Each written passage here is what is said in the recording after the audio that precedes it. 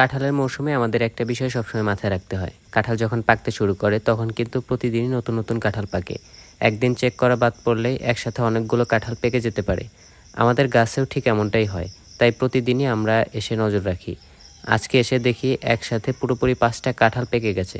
তাই দেরি না করে একে একে সবগুলো গাছ থেকে পেড়ে নিলাম। সাধারণত এই কাঁঠালগুলো আমরা তেমন একটা খাই না, মূলত আমাদের গরুগুলোর জন্যই সংগ্রহ করে থাকি।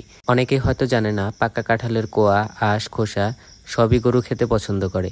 পাকা কাঁঠালে প্রচুর পরিমাণে শর্করা আর শক্তি থাকে, যা গরুর জন্য ভালো এবং একটি সম্পূরক খাবার হিসাবে কাজ করতে পারে।